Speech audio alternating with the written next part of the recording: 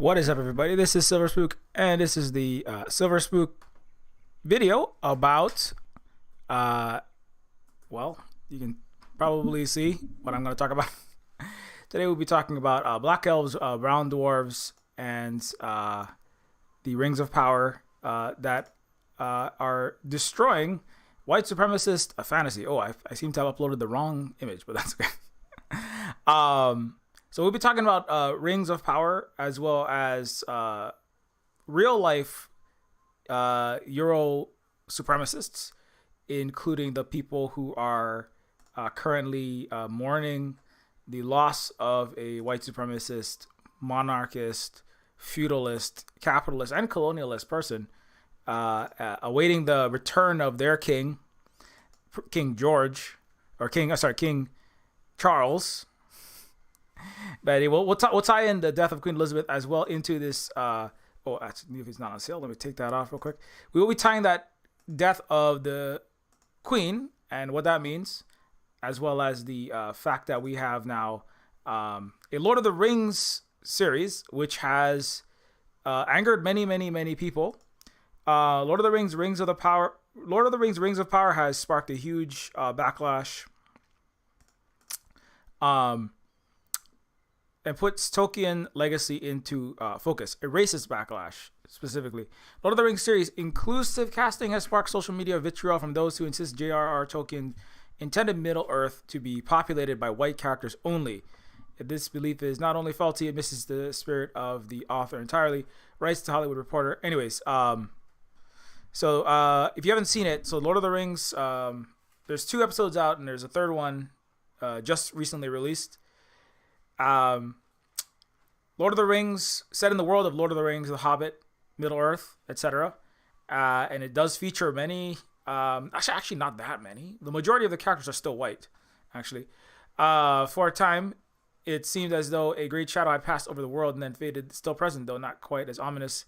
There were those who could confidently believe they were seeing progress. A fantasy, perhaps, but not one without value. Yet there were those who sought the cover of that shadow to hide from their own insecurities, failings, and uselessness. They could not conceive of the endless potential of progress, miserable little trolls left stewing in their own ugly ignorance and hatred, who sought regression but proved too incompetent to succeed, even when emboldened by the lies of their weakened leader. I think they're speaking of Donald Trump, but anyways, I could very easily be discussing Middle-earth, but I'm not. What I'm discussing is our very real world and social media as an extension of the world. For the past week, I've been bombarded with messages of hate, called the N-word, told to go back to Africa, called on to be executed. The reason, Lord of the Rings. It would be almost laughable if it wasn't so profoundly sad. A wealth of stories and a willingness to believe in wizards, balrogs, giant spiders, and magical swords. But allow people of color to exist in Middle-earth? Well, that is an affront to all that's good and decent. At least, that's the primary argument for those ruinous trolls apparently review bombing and harassing fans of color over Amazon's Ring of Power series. So, there's been a whole lot of time spent by millions of upset white dudes, mostly, that there are people of color in the fantasy universe of Middle-earth. And you might have already heard about that. But, people have already kind of discussed at least, some of what that means. But, it's speaking to something a lot deeper that I think people... Not everybody is willing to acknowledge. I'm trying to get this image up here, see if I can get the image of my stream graphics while I continue to speak. Because this is not really just about fantasy shows, Then that's a little preview of some of the show. The main character is still a white. Now they're upset that there is a white woman. That is Galadriel. That is the main character. That's also upsetting for some people. But even really worse is the fact that there are black elves, there are brown dwarves.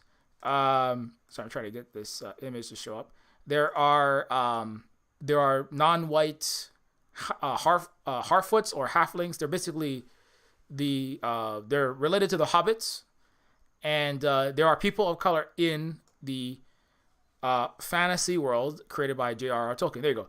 Rings of Power destroys racist fantasies. That's what I wanted. And so, now there's a lot of things going on here, right? Which is number one, Um, that why is it the problem to have people of color in your shows, generally speaking? But just having a person of color, even in a non-Euro fantasy show, is already a huge problem. Like Netflix, right? I have a whole video specifically about Resident Evil, right? The new series, the Netflix original series that I put a video out about 2 months ago. And that show, I mean, and when I put it out, as far as I knew, there was going to be a Resident Evil season 2, right? It's it's Resident Evil. It's not like this is not like Shakespeare. This is a show about zombies, the apocalypse. As I pointed out in this video, it's a very sort of campy 90s horror movie tropes. The original game had really bad voice acting and acting, but it was a decent show to my mind. But people were really upset. They were getting, as I kind of made the point, including in the She-Hulk and the Prey videos, that when dudes and white people, and white dudes in particular, get upset about movies having women, people of color, or worse, women of color. So that's why Resident Evil is like all the wrong things. It takes off all the, sets all the man babies into a screaming frenzy because it's a woman of color as the main character. Same thing for Prey, right? Prey, the Predator sequel, has a indigenous woman of color as the main character, and that is it, because we can't have that.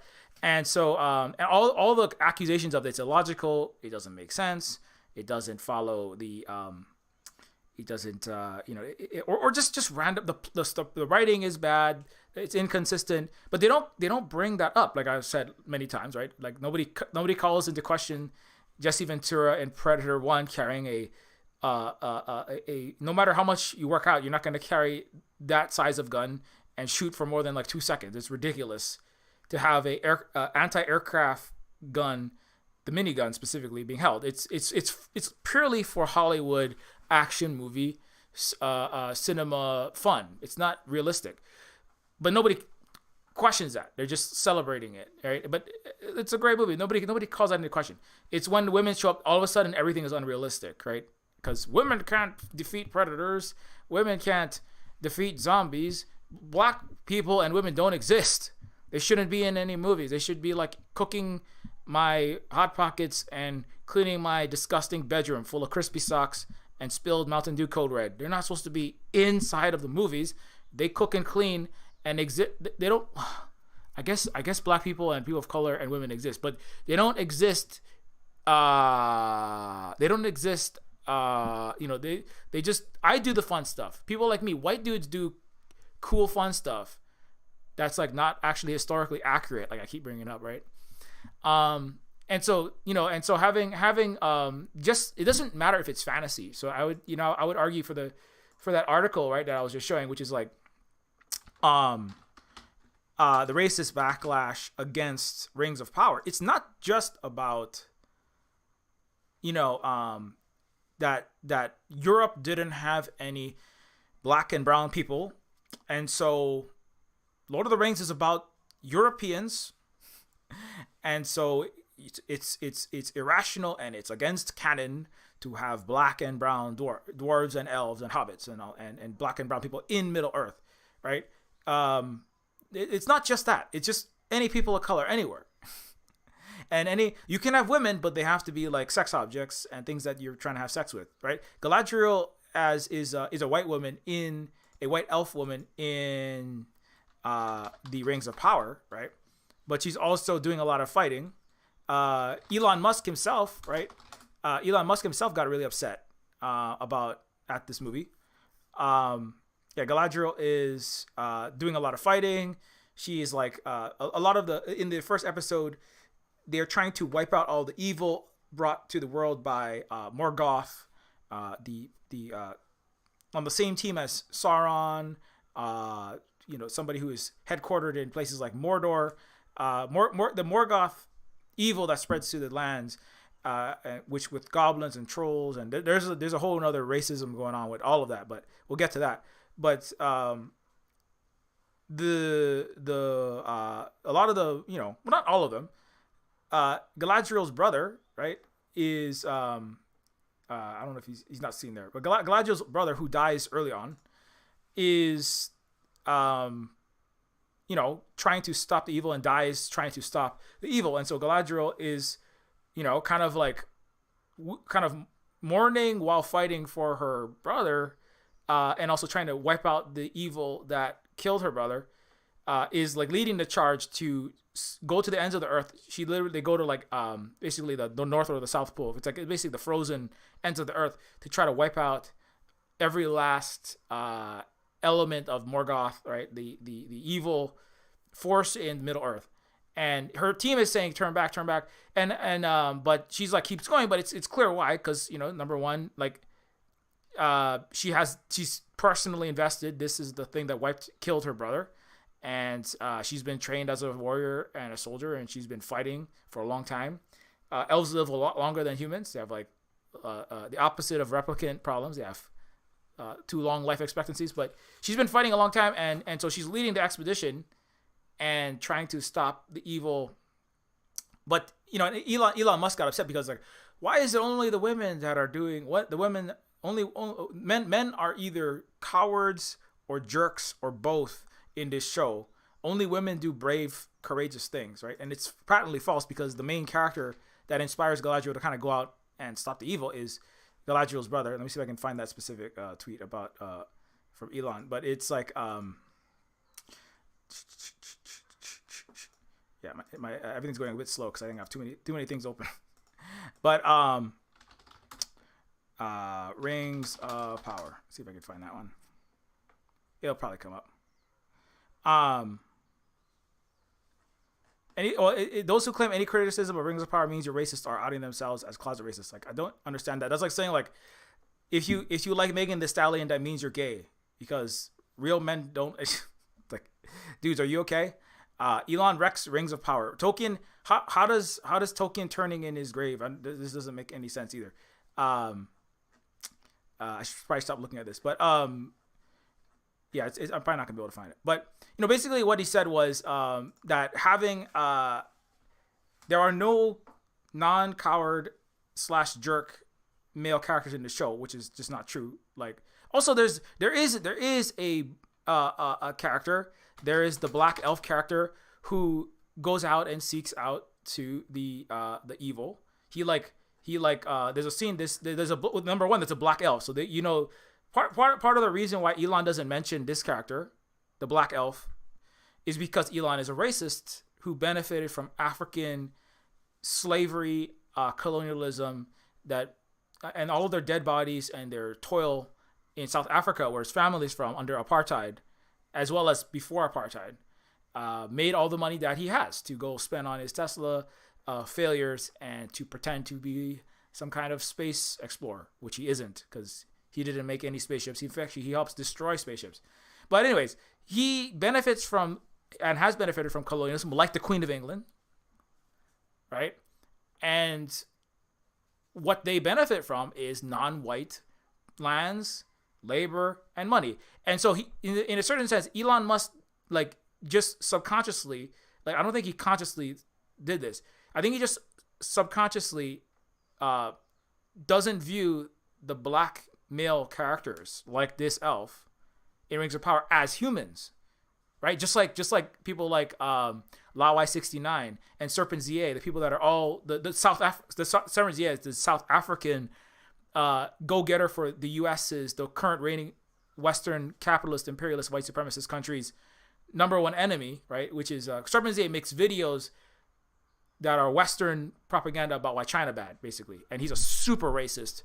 He has said, I wish that I was born in apartheid when the rich could be rich. And when he means rich and white. And when we had servants, he said, I wish I could go back to a time where we have servants and we had people riding on horses with beautiful clothes and beautiful mansions. And then other people were doing all the work. And what he means, other people, what he means is the black people that his ancestors or his predecessors in South Africa benefited from. And so Elon, right, like Serpent ZA, right, who are both South Africans who work for and with the United States. Elon in California, obviously, making money, being the poster child for global white supremacist capitalism, helping the U.S. military. He has contracts with his rockets, etc., that are part of helping the U.S. build their ICBMs and move military and intelligence and he's all of Silicon Valley, all of the tech community is deeply embedded in the U.S. empire, as I often bring up. And so, like Serpent ZA, to recognize the humanity of Africa and Asia and Latin America and all of the Americas and all the indigenous people of the world would be to undermine what gives them all the wealth and their power and their privilege to this moment. So when Elon says that there are no brave men, what he means is there are no brave people who look like me, Elon Musk, right? Because this guy, this character does go straight into harm's way. He goes alone into a cave. I mean, arguably he has even more courageous acts, at least in this first couple episodes, than even the main protagonist, Galadriel, right? This character, there is an army is probably tunneling under the ground of unknown evils, and he heads, and that is tunneled under and destroyed entire towns, and he jumps down into a cave and goes in the direction of the that the army came from, alone by himself in the dark, right? So anyway, my point is that it's patently false that there is no brave dudes. And the thing is, it's not like there's no brave white dudes. There's at least a couple that do something. On the ship, there is one. Not on the ship, but there's Galadriel's brother. There are, if you were looking, but he's not paying attention. He's upset. Elon, like a lot of the upset white boys, they can't get past the fact that there is a woman in armor and a sword fighting that is somebody that they probably are not going to be able to have sex with, because she doesn't have time for that and doesn't have time for them. So Elon is too busy focusing on Galadriel to even see that there are lots of diversity of characters of different colors and of different genders that are of different alignments that make different choices, that are, some of them are more brave in times and then less at other times. But he's too hung up like most of the fantasy lovers on the fact that there is a woman as a main character in a Tolkien property, and that there are black and brown dwarves and elves in my Middle Earth, right? It's but it's an interesting conundrum. It's an interesting it's an interesting topic because one thing people bring up, it's fantasy, but that's kind of a cop out. But at the same time, is it fantasy or is it not fantasy? Is Lord of the Rings and Hobbit, is that fantasy? If it's fantasy, then anything's possible. Did Tolkien, like Elon says, Tolkien is turning in his grave. Did Tolkien write down, right, that all of the humans are white people and all of the elves are white people? Does he ever? He never says that overtly. There's nobody ever. I mean, it's like if it was Earth, right? That's one thing, but the history of Earth is much more, whitewashed. Europe is not as, singular hue as Europeans and Americans and etc. would like to describe it. They're perpetual liars, like I often bring up on these streams. But also, even within the internal logic of Western, history and fantasy, Tolkien never explicitly says that there are no black or brown, etc., dwarves, elves, etc. So it's just it doesn't make any sense. Like, it actually doesn't make any sense. Not like it doesn't make any sense. Like, Naru from Prey can't defeat the Predator, and this small indigenous woman, smaller in stature than the Predator, can't defeat the Predator. Arnold is a lot weaker than the Predator, however much iron he pumps, right? So, but nobody gets mad about that. But it's like it doesn't make. But even it's either you have. That's why I said this is a story, right? It's not like I'm not standing the story and it's the best thing ever, because Tolkien himself had his own problems, like all Western everything. is just full to the brim of racism and colonialism, because that's just the culture that they're in. Like, Tolkien might have even been in his time somebody who was slightly more progressive than the average, British person or Westerner generally, but that's still very racist. Like Karl Marx's boss, right? Mr. King of the Western left, Karl Marx himself, said his boss, Horace Greeley, said some of the most racist things, right? The Chinese are all backwards, despotic, degenerates, and the women are all prostitutes of the basest order. And Horace Greeley, Karl Marx's boss, at the New York Tribune. Marx was the London correspondent. Horace Greeley himself was a progressive. He was on the he was like left of the average European in that 1800s time period, right? And so Tolkien was like, progressive, but still, even there, the fantasy genre is very thinly veiled planetary colonial racist garbage, actually, when you look very closely at it. And we're going to get to that in a little bit. But even within that, Tolkien never explicitly says that elves need to be white, fair, very extremely low melanin count, like white enough. The elf and the human have to be white enough that if you hold them up next to a glass of milk that you drink because you're all Nazis, along with the queen and her partner, rest in hell, Prince Philip. If you hold the elves up next to a glass of milk, the elf has to be shine whiter. There's nothing like that. That's that it ever says. People in Europe, in Britain, in France, the United States, and Canada, going into their libraries, reading their books, right? Looking at sitting in their cafes, going on their internet and typing to each other about Lord of the Rings. Oh, didn't you like when Gimli did this? And, Frodo was so brave. But when they're reading and consuming these books, they have been seeing white people in their mind because they assume the entire universe is white.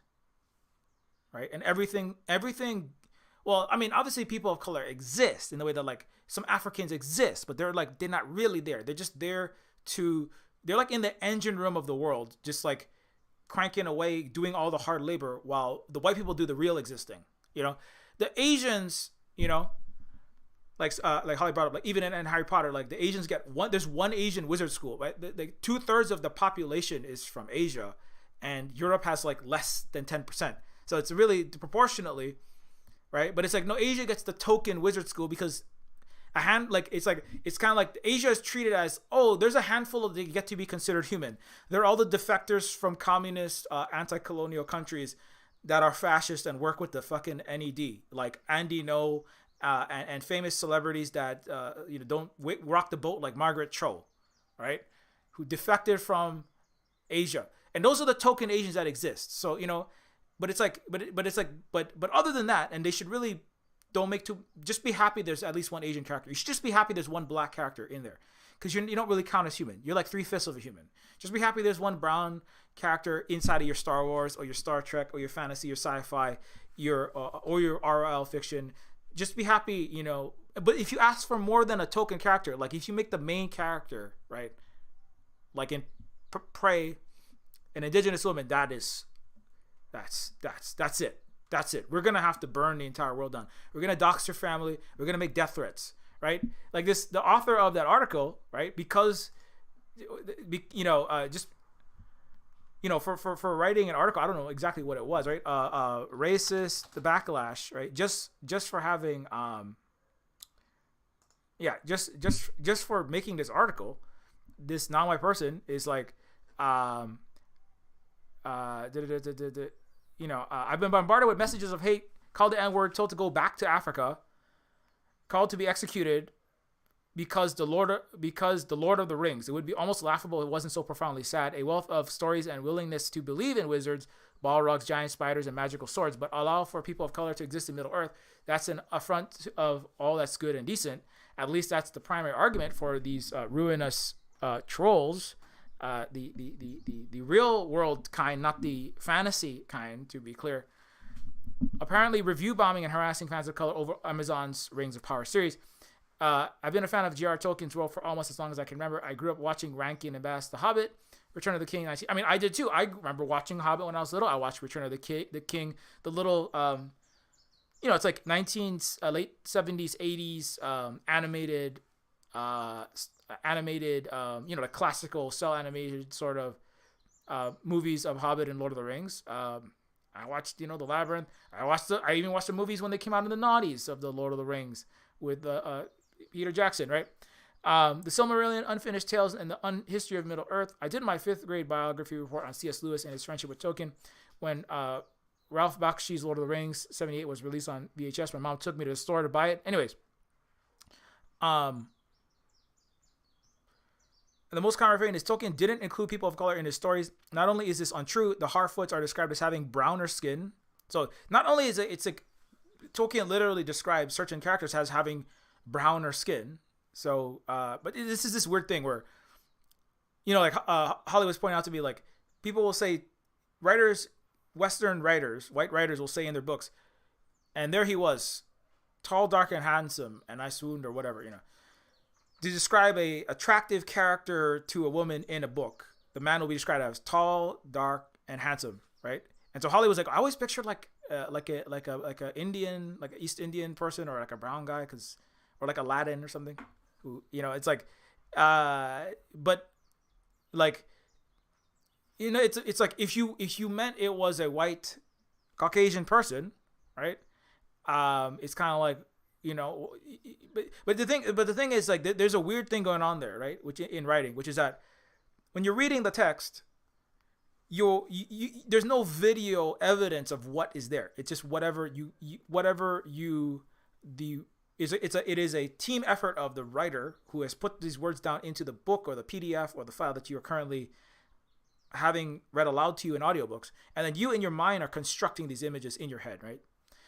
And so if you read Tall, Dark, and Handsome and you see it in your mind as a brown man, right, from India, or an indigenous guy, or just a Mexican person, right, who's tall and has dark skin and is handsome, then that's what you saw.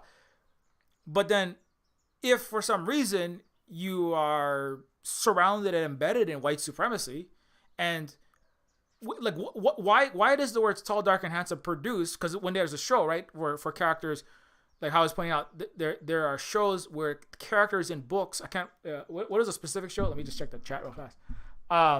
It was a description of Gilbert Blythe, who is described as having dark curly hair and hazel eyes and being tall, dark, and handsome. Okay, so Gilbert Blythe, right? Anne with an E, from this show, Anne with an E. Gilbert Blythe is one of the main characters in Anne with an E. He is a resident of Avonlea and Anne's love interest. Gilbert is portrayed by Lucas Jade Zumman. And,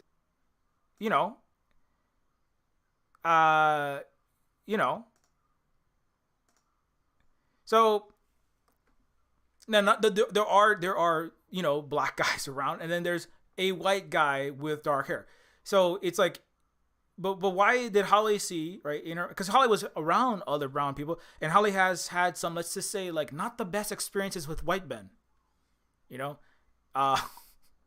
there's reasons why, which is, there's a lot to discuss there, but I don't want to get too off topic. But Holly saw a non-white guy, like a actually dark skinned man, like like I already said, like not a European man with dark hair or black hair, right? Why did some people see that, right, when they read that book, and other people see a white guy with dark hair, right?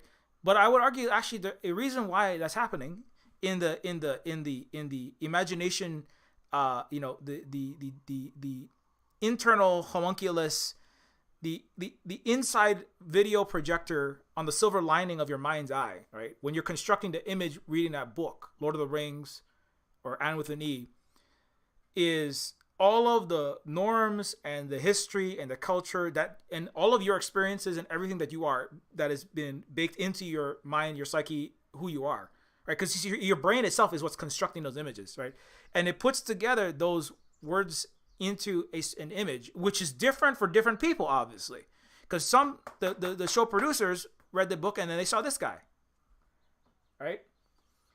And if you think about it a little bit, tall, dark, and if you said it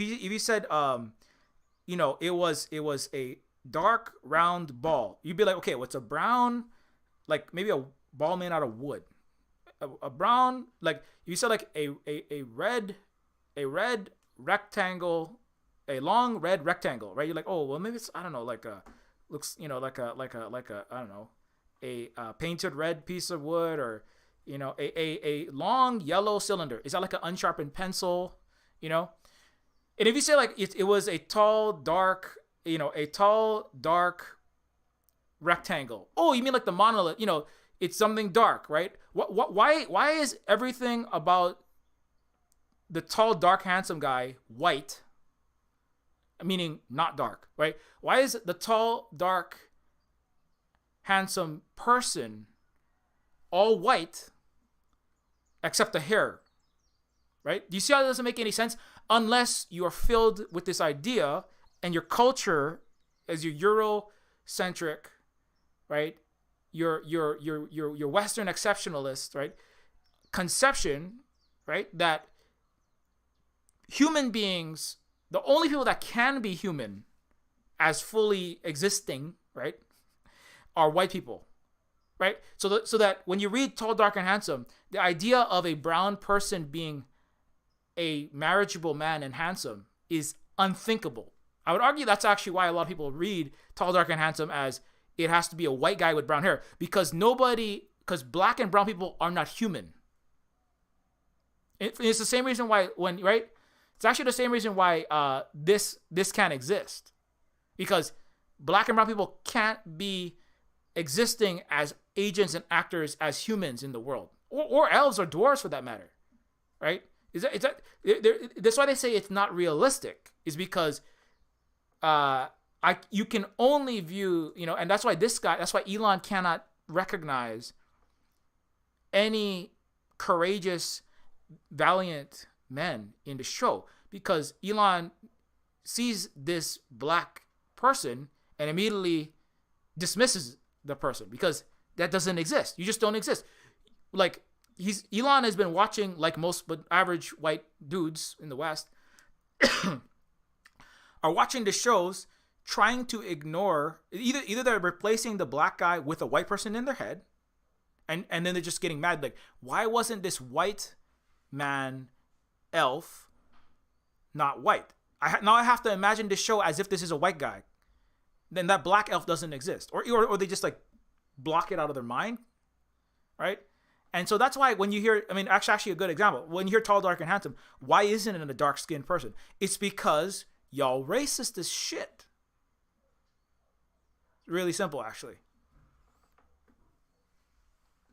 There's no other explanation. Actually, if you meant tall, dark-haired, and handsome, then say it was a tall, dark-haired, pale man who was handsome. If you meant, and if it's like, if it was a tall, if you really were like, I want to be really specific, tall, dark-eyed, dark-haired, whatever, Caucasian, but to assume that the only people that can be human are white people is the only way that you can justify, oh, well, obviously I meant dark hair, right? Because that's the only possible meaning, because to have dark skin would mean either you're not handsome or you're not a human. So and this woman cannot be attracted to that person, because women cannot be attracted to black and brown people because they're not humans. But at the same time, watch out, because your women are going to have sex with all the black and brown people. So there's this weird thing, right? It's like, at the same time, it's like they don't count as humans, but at the same time, you keep having sex with them, like Thomas Jefferson raping 14-year-old black women, the so-called great leader of the United States and author of the Constitution, black slave, 260 slave haver, and child rapist. So, but he also said things like, these are not humans, these are beasts, these are like animals, they're dogs, they're filthy, they're smelly, they're stinky. Thomas Jefferson said that about black people, and then repeatedly had non-consensual sex with them. So but you see how it doesn't make any sense, right? It's like, So either you are a repeated bestiality, crime-committing, horrible shithead, and not the greatest leader of the greatest country in the world. Thomas Jefferson, author of the, such great documents that are held in Washington, D.C. Thomas Jefferson of the U.S. Constitution. Thomas Jefferson, founding father. Either one of these two things are true. You are a racist, sexist, horrible child raping, pedophile, mass murderer, genocide doer. Or black people are not human and they're, some call them a fallen degenerate, but obviously, but none of this can ever make fucking sense. The truth is because Thomas Jefferson was a racist, pedophile, horrible piece of garbage that is celebrated by people like Elon and the Queen of England.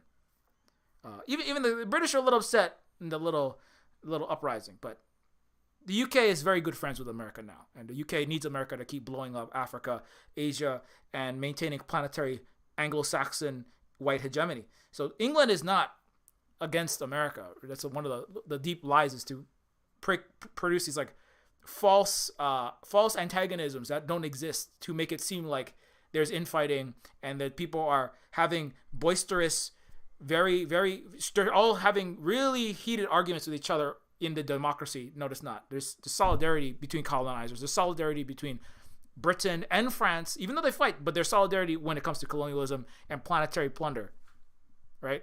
So anyway, so this is kind of like, but I think that's a very important point. Like, why do people assume that these books, right, which even as this article says, clearly state that there are browner characters, right? What does it mean if it's a browner? Wait, what? Oh, well, I thought that the Harfoots just had dirt and shit all over them. Like, it doesn't, what were you seeing in your racist mind's eye, right? What were you seeing in your racist brain projector, right? It's like, what would it take to write a book that white Westerners could read that produces the accurate image, right, that would reflect this? It's kind of like, it's a catch-22 in a certain sense, because anything you write, they will automatically self-insert themselves in the positions of agency and power and importance. Any protagonism must be white protagonism, and generally white man protagonism. Ideally white, feudal, aristocratic, and rich, capitalist and feudalist white man protagonist. That's why everybody loves Disney movies, right? Because it's about princes and princesses. Because there's no such thing as the end of feudalism. Feudalism and capitalism merge together, and it's no more clear than in this moment. Speaking of Euro fantasies, right? That's why Americans are obsessed, I often bring up, with feudal princes and monarchies and the crowns and the dresses and the gowns and having servants and palaces and castles all unto their name and running empires. Because they're not, feudalism is not gone. It's still buried in the psyche. Even Princess Leia, it's going back. Is she a princess of feudalism, or is she a governor, a democratically elected leader? It's not really clear, because everybody wants to have their fucking cake and eat it too. We have a free elected democracy under Western capitalism, but also I'm a feudal lord. This is George Lucas, right? Who is not the most right-wing person in America. George Lucas outing his own feudal fantasies. That's what that is. And America going, I love that so much. Give me some more. I want to be a British, feudal, racist, colonialist, capitalist Queen of England. That's why they hate characters. That's why they hate Meghan Markle. That's why Meghan Markle wasn't invited, right? Personally not invited at the end, because the Queen of England, Queen Elizabeth, died a racist, horrible, freaking terrible person. Everyone else is there, and all of Britain is there for their queen. 50+% of Britain wants the monarchy to return a full feudal monarchy, not symbolic. That's the weird thing. The monarchy, number one, is not symbolic. She has hundreds of millions of dollars and billions of dollars in the family, and the entire government, the so-called democratic government of Britain, which has a House of Lords. You fucking have a House of Lords in your goddamn government. It's like a joke. What kind of democracy? What? This is fucking this is aristocracy with very thin veiling. That's all they have. It's oligarchy with very thin. It's feudal and capitalist oligarchy. That's part of the lie, is that there was a transition from feudalism to capitalism. There's never been a transition, right? That is a deep lie of the so-called Western education, academic history, general so-called intellectual milieu, is that there's never been a transition. The queen is still a monarch with very good wallpaper. She is not only she is a feudalist monarch and a capitalist wealthy beneficiary. She is a CEO and a queen, just like Elon Musk is a techno king and a CEO. That she's even more literally, right? But Elon is also dynastic blood from South Africa, right? That's another. I mean, it's not just a techno king. That's him, kind of being a silly ass piece of shit. But he has feudal dynastic inheritances. And the queen, anyway. But you see, having a black person like this character in the show, right? That's on the screen. This character is a black, is a non-white dwarf character who is also a what is this character? Let me just double check that. Rings of Power, the black is it? I'm not sure the exact descent of that character, but trying to find that character's name. What is the dwarf in Rings of Power? Yeah, Sophia Nonvet is playing this character. Wait, no, that's not the one. Okay, yeah, this is it, right?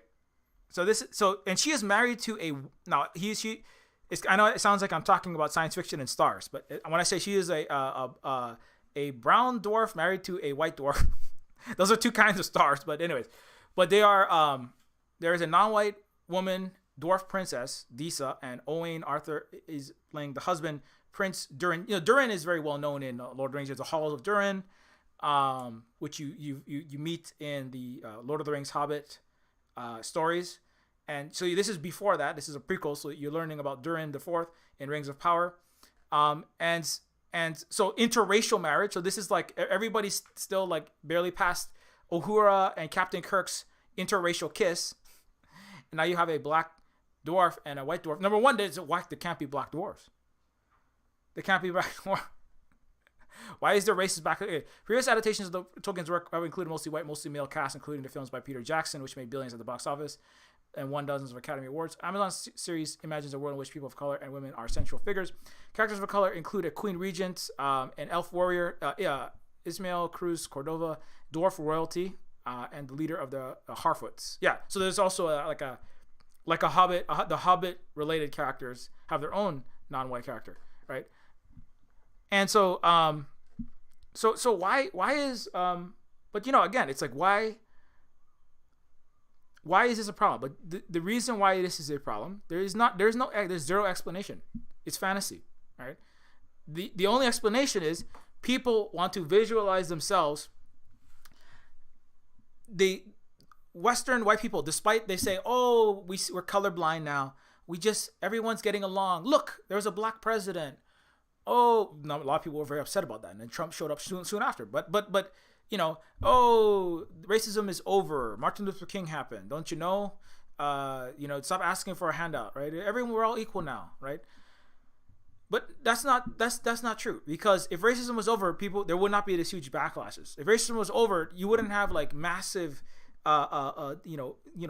millions of people showing up to review bomb, like taking time out of their lives to give 1-star reviews on IMDb. IMDb and Amazon had to actually shut down the ability to review movies for both She-Hulk and now this show, because there's so much, and it's part of it is not just 1-star reviews. It's one thing, but the reviews are full of the most racist, disgusting things, and it was like making the site look like a giant racist dumpster fire, right? Is another thing. So not that all these sites are anti-racist, but it's just like it was like, and it's also skewing the results, and people are showing up not because they don't like, it's not because of like the quality of the story and the plot. It's not about that. The reviewers are saying it's inconsistent, it's illogical, bad lighting, bad story, boring, right? All these, all of these, kind of shield complaints to veil and to mask what you actually are saying, which is that I don't want people of color in my anything, in my shows, in my movies, in my Star Wars, science fiction, fantasy. I don't care. In my action movie series, I don't want them in Predator. I don't want them in Alien. I don't want them in Star Wars. I don't want them in Star Trek. I don't want them in Lord of the Rings. I don't want them anywhere. I will not take green or black, and especially not brown and red. I will not have any eggs, Sam I am, except white eggs. I'm gonna never eat a yolk again. That's how racist I am. I never eat salmon. I don't want any yolks anymore, because yolks are bad and they do forced labor and they have like Uyghur genocide. So take all the yellow out of my eggs. I only want white eggs. If you can dye the yolk white, then I'll eat it. I will not have anything but white, Sam I am. But these are the same people sometimes that go, oh yeah, racism's over, man. I don't know any racists around here. What the fuck? There's a black person in my Lord of the Rings. Right? How over is that when the majority of audiences are flipping out about this stuff? I mean, not in the world, right? In the entire world, there are non-white audiences that are like, the same at 90% of the earth is like, oh my God, thank God that freaking witch, Queen Elizabeth, that billionaire royal fucking genocide doer, supporter of pedophiles like a lot of her fucking family, is gone. Jesus Christ. Thank you so much. Or thank you so much. Inshallah. You know, like, thank you, Creator, that the backer of all of our genocide, the Anglo-Saxon murderer of lots of indigenous people and Native Americans, is gone. Holy shit. Wow. That was disgusting. I couldn't stand her racist face any longer. Right? I couldn't stand her and her Nazi husband, who literally had was in and said the most Nazi-ass things in this Hitler's use. You went to indigenous people all around the world and said, oh, y'all still throwing spears at each other, right? And she married that guy. Not only should she marry that guy, she went against her own family's wishes because of how obviously Nazi and racist shortly after World War II, and how unsightly it would be, not because Britain and Europe generally give a shit about fascism. They back it all the time, including in the Azov battalion in UK, and the far right in ETIM, and you fucking name it, like I always bring up on these streams. But it would be unsightly, Queen Elizabeth, for you to marry a out and proud Nazi like the man that she chose to marry. She chose to marry against her wishes. So Elizabeth is straight up just Nazi backer, right? But that's why America loves her, and that's why Britain loves her, because that's who they are, right? Otherwise, they wouldn't be fucking screaming about this show anyway. But no, it's like if this was over, you people would be okay with seeing the non-white characters and women characters in these shows. But not to say that that's not where things could be, but that's not where they are, right? That's not where they are.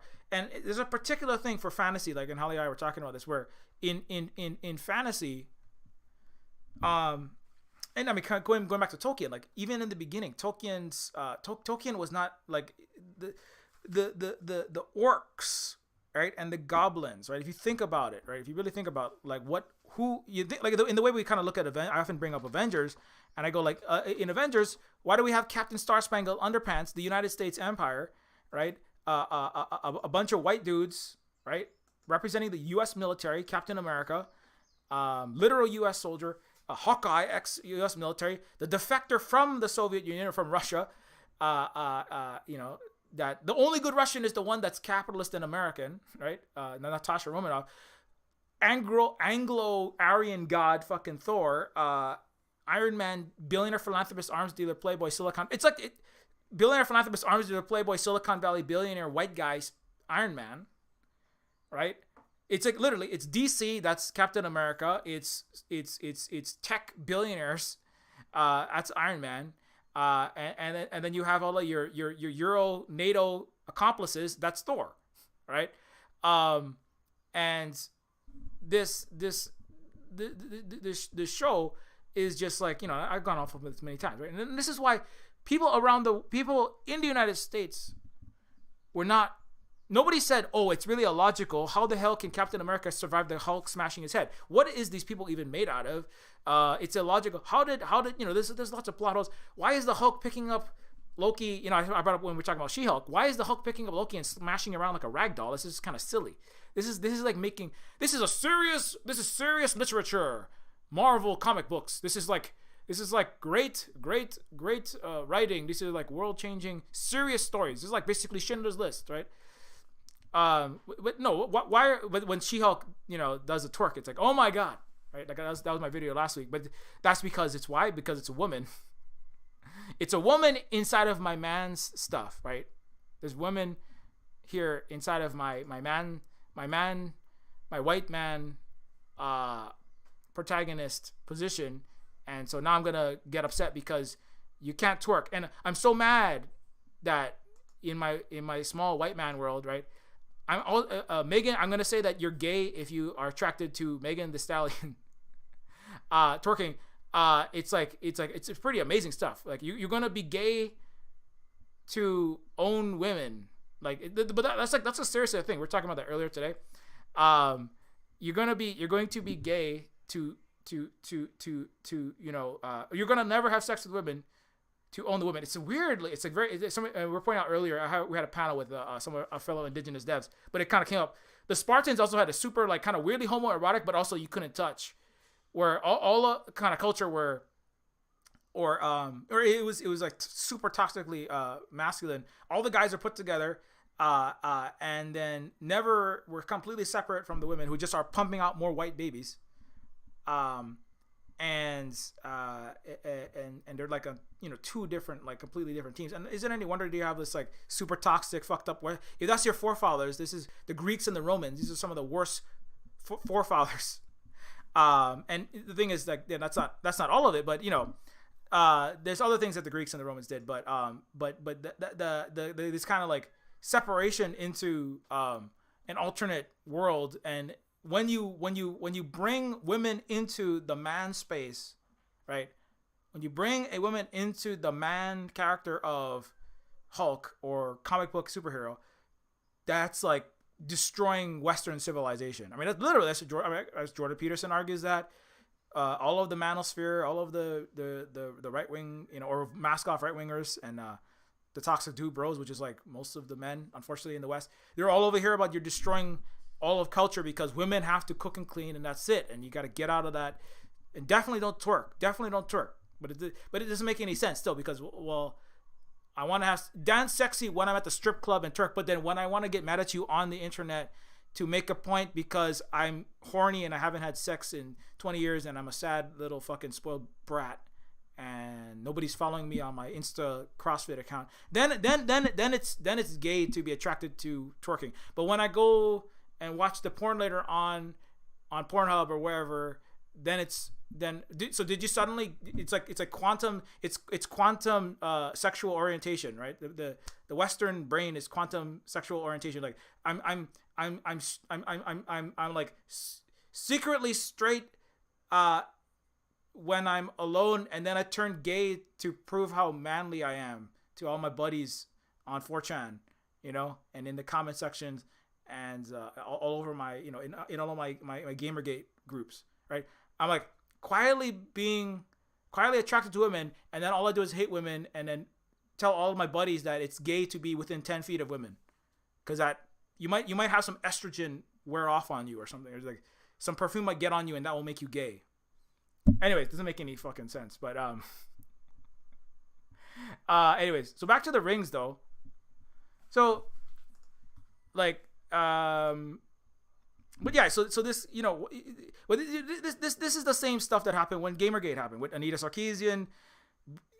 Gamergate, which is about ethics, if you don't remember, because you've blocked it out of your memory because you have post-traumatic 2010s disorder, and you're like, but Brianna Wu and there were women who are getting jobs at game companies, and all of the upset, angry boys on Reddit, the little, spoiled little chuds on Reddit, were going, I should have that job at EA. I should have the job at whatever. I should have that game job. You can't have that game job. And then they said, women are destroying the world. And this is where the red pill comes.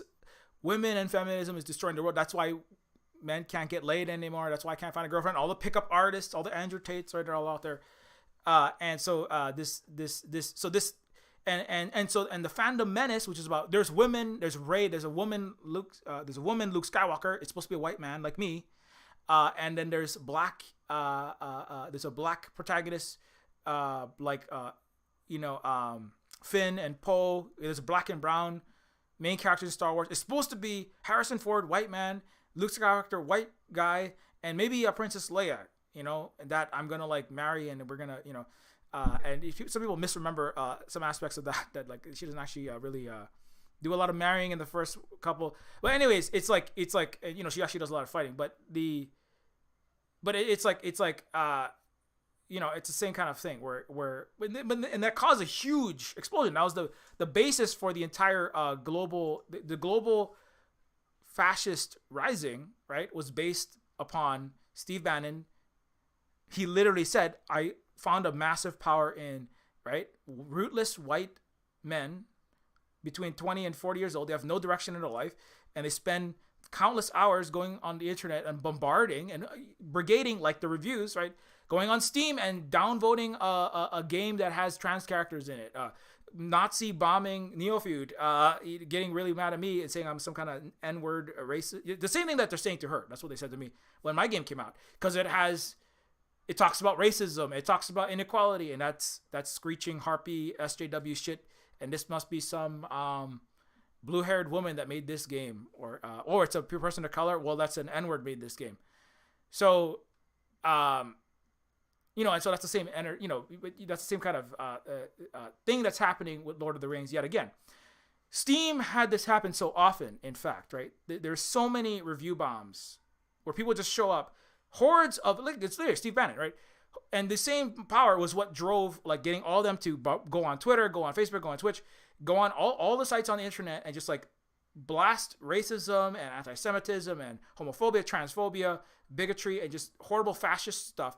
Clear the spaces out. Twitter was full of this. Facebook was full of this stuff. YouTube, the number one things were, like, Alex Jones going about globalist conspiracies and saying that the child actors, they're all getting, in trouble in court right now, but they were going off about all this most racist, horrible stuff. All the Jewish conspiracy to destroy the great white race, and we have to stop the globalists here in America.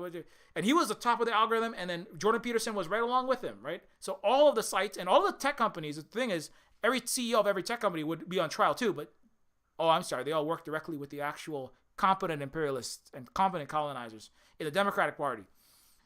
So this is not, it's like not that Trump and Alex Jones don't deserve all kind of horrible. They're horrible people who deserve some punishment for what they've done.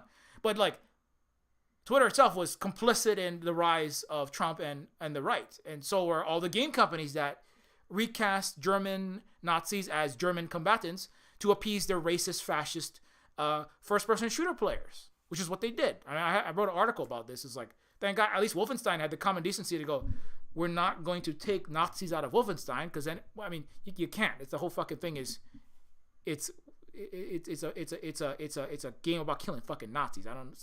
But there are other games about World War II where they did take the German Nazi out, and they said, it's just brave German combatants, because lots of Europeans and fascists in the U.S. and Canada are fucking Nazis that play first-person shooters. That's the reality. The gaming world is fucking full of fascists, mask on and mask off, and racist people generally. Even more so than the average community. The gaming community, and that's why Steve Bannon said, I'm going to go on Reddit and 4chan, I'm going to go on social media and go on the internet, get all these angry white guys, get them upset about Star Wars or whatever, send them to Milo Yiannopoulos, send them to Steven Crowder, send them to, all of the Netflix comedians, send them to Jordan Peterson, send them to Joe Rogan, and we're going to blast this earth with fucking fascists like Bolsonaro, like Alternative for Deutschland, Alternative for Sweden, Antonio Salvini, Boris Johnson, Donald Trump. You fucking, all the, this is like, but this. I tell this story often, but it's important to reiterate that, like, pop culture, entertainment, fantasy, right, is literally where Mordor is nerd entertainment shit for the West. That's where that's where the monster power, literally, it's like if Steve Bannon was kind of like a Morgoth or a Sauron of sorts, harnessing his Uruk-hai and his goblins, all of the orcs and the goblins were all of that were coming from the heart of white man anger at non-white people and women showing up in their games and movies, especially things like sci-fi and fantasy. You know, so that's what's coming back right now. It's always been there. It's not really gone, but that was what was massively mobilized to bring about this global right populist waves. And so, just to not too fine a point on that. But that's why when I brought up Avengers, it's kind of like an event. Nobody had a problem with Avengers. Nobody in the Western white world had a problem with Avengers. I mean, obviously I did, because I'm not. I don't identify with these things, but I didn't really notice it until I really had to learn like what the hell was going on. When I first watched the first Avengers, I was like, oh, it's a comic book movie. But then really thinking about it, it's like, what does it really represent, right? What is being represented here? It's representing this is a U.S. empire and its affiliates series of movies, the most highest grossing films in the West of all time. There are other movies that have done better internationally, but in the English speaking and the European language speaking world, it is Infinity War, I believe, still the highest grossing, if I'm not mistaken. But altogether, the Iron Man movies and Avengers movies are at the top of that list. But now when you go to Miss Marvel, right, what's the difference between Miss Marvel and Marvel, the other Marvel, right? What's the difference? With She-Hulk, it's a woman, and they had to shut down sites because of the review bombs, right? And Steam actually has an algorithm as what I want to say was Steam has a algorithm that senses like vast, huge incoming review traffic into the site that will automatically trigger a shutdown, and it basically discounts all the reviews between a window, like within like a week or 2 weeks or whatever it takes, because so many negative reviews are coming in. Steam, that's how bad gaming culture is. It's like somebody said, like, right, like for Miss Marvel, when there was review bombs for this as well, right? And so when Miss Marvel, which has a non-white Indian main character, and it centers around in the Indian experience, the East Indian, India for Indian, I'm just confusing with Native Americans and indigenous people, but the Indian culture that is in Miss Marvel, the Indian experiences and the dance and the language and the family that's in Miss Marvel, that a lot of Western audiences didn't want to watch the show, right? Because it humanizes the people that are supposed to be not human, especially British. They must really not like this, because that's really their big colony. India was one of the major colonies. And so, but the gaming world has had so much review bombing. I would argue even more so than the movie world. So much fascism and racism, and just the most horrible white supremacy and toxic masculinity and anti-women misogyny is in the gaming world. So much of it that the Steam 10 years ago already had an algorithm for recognizing mass influxes of reviews and automatically discounts all those reviews. So somebody said, why doesn't IMDb, why doesn't Amazon, why doesn't all of these content sites have an ability to discount, to have an automated recognition of massive racist review attempts to destroy because it always happens to destroy a movie or a game or a show. It's never about building things up. It's like, hey dudes, all 10 million of you pissed off white dudes right now that are on Reddit or 4chan, let's go and destroy, or in my circle wherever I am, on my Discord, in my Steam friends, let's all go destroy this game. Let's destroy this movie because it's got women, it's got black people, it's got brown people, right? That's what happened to Lord of the Rings, happened to this show, happened to She-Hulk, right? But it's happened so much to games that they have had for a decade already an automated system to kind of try to stop that, right? The reality is, like, if they were to actually remove and stop all those people from doing that, like, to really get rid of that, you'd have to, like, you'd lose a lot of money, because the people who actually do buy the tickets for a lot of, especially the shows that are centering the Western white people, those are, a lot of those game sales, a lot of those show sales are coming from these, especially in the game world, they're coming from, as I said, I'm in a hard position because a lot of cyberpunk is a lot of racist white guys. They're like 30, 45-year-old useless fucking chuds with no job, no future, but they take their family's money. They take their, mommy is still serving them the hot pockets as they get upset about women. And it's like, the women are keeping you alive and you're over here like complaining that there's women in things. They're the ones that are still spending money on a lot of these things. It's particularly in the game world. It's a little bit different in other worlds, but I would say in the game universe, it's still heavily skewed in certain subgenres of games in particular. Cyberpunk is kind of an older genre, and it's a niche thing, but it's like, but at the same time, I'm not going to enable their bullshit by making games that give the racism and the sexism a pass. I'm going to make games that, but it does come at a loss. So that's the point I made in the last stream, is that it does impact the number of sales, because people say, I'm not going to buy your game because I don't want to. Basically, they're not going to say directly, but they'll be like, I'm not going to buy your game because it's screeching SJW bullshit. You're not getting my money, Silver Spook specifically. I'm unfollowing you because the problem is that women are not.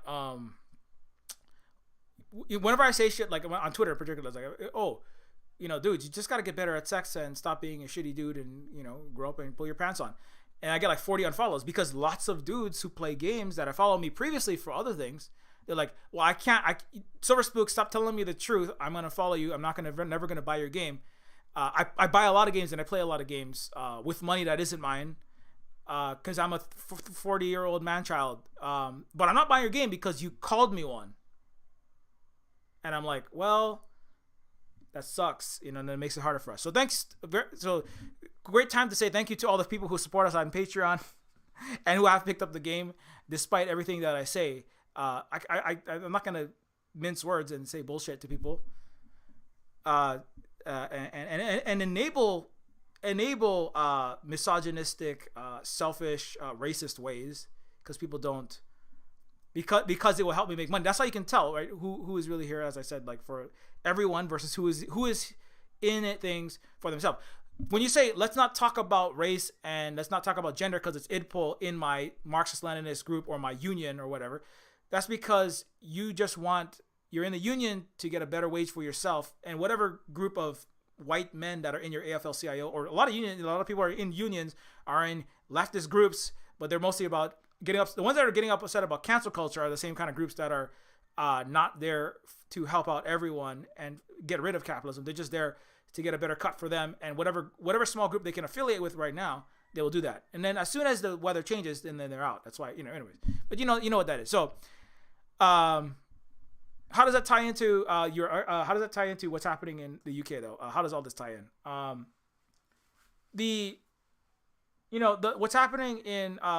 What's happening online, you're watching it in real time, right? And I'm gonna be out of here soon because I gotta go take a rest. I did like 3 hours of streaming already. If you missed it, don't forget you can check out. I'm sorry, I usually do a YouTube morning video, but the time didn't work out for this one. But you can check out Indigenous Subversion of Western Genre that we streamed for 3 hours this morning with the creators of Hill Agency, Megan Byrne and Sade Caronis work on this great game, and I talked about Neofeud and Neofeud too. But so don't forget to check that out at some point. I'm going to try to get back to the normal schedule in the future. But, the reason why Meghan Markle was not invited to join the royal family, to be with the Queen Elizabeth in her final moments, is the same reason why the royal family in, where was that video, that little image? I'm always losing my images, but it's the same reason why the black the dwarf. It's the same reason why in the Rings of Power, people are upset that there is a non-white dwarf next to a white dwarf on the throne. It breaks their fantasy conceptions of white supremacist. The Euro reality is even in fantasy. That's why I always say, even in fantasy or in science fiction, you cannot escape history and the earth. If you could fully, people would not be upset about this. If you really could this is just completely fantastical. This has nothing to do with Earth. This is all made up, just purely just pie in this blue sky, just nothing to do with Earth. If you could separate the way things are coded in fantasy and in science fiction and in entertainment, and if things are actually separate, then people wouldn't be having this problem. But you can't separate it, because you still expect the elves and the dwarves to be this way. Why do you expect that? Because of the history of the earth, which is full of racism, full of colonialism, right? the reason why Meghan, and the same way, if Britain wasn't racist, if the so-called apolitical monarchy that has impacts like dozens of prime ministers personally say that they decide or don't decide things based on what the queen says. She gives the okay. She's like literally basically the president. You know, the president has veto power. The queen has like a veto plus power to basically approve or deny any legislation in Britain. Now the king does that will directly impact private interests, which is like, it's like saying, well, if the president of the United States, or it's not really equivalent, right? But it's directly, but it's like saying like, one person in the U.S. can decide if anything impacts Bill Gates, Jeff Bezos, billionaires, corporations, which is basically everything. If anything impacts capitalists, business owners, and anything about the economic system, one person can decide that. It's almost more powerful than any. There's more powerful than any president, really, when you think about it very closely. The Queen can decide anything to have the final say on any new legislation, any new changes in the government that's going to impact private interests, whatever else. But it goes much further than that. But because the reality is, most of the parliament are descendants of feudalists, and the feudal and the capitalist class are the same classes. I think it's something like over 80% of all of the rich, the millionaires, and the landlords, and the corporate executives, and the owners of businesses and property in Britain are feudal lord. They were descendants of the feudal aristocracy. There's no change, even France, there was a revolution, but the people who end up still having the money and power in France, disproportionately, these are people who are descendants of the aristocracy. The French Revolution it was a big to do, but a lot of it was basically miscalculations on the part of the elite that led it to them. They went so far overboard that they got their heads cut off, and they made Les Miserables, and they didn't learn anything from it. Because the French have billionaires. The French are still colonial capitalist shitheads. And a lot of people that are currently still in power, even in France, are also descendants of feudal aristocracy. So Neofeud is a game about the present. It's not really a game about what if feudalism came back to the world and capitalism was replaced with feudalism. No, feudalism never died, especially in places like Europe. It's more feudal than ever, right? Anyway, but Meghan Markle not being invited, and the racism and the colonialism, the capitalism and the feudalism all come together in moments like this, where a black woman who has her own privilege, being the partner of a royal family member, right, Prince Harry, but even there, right, inside of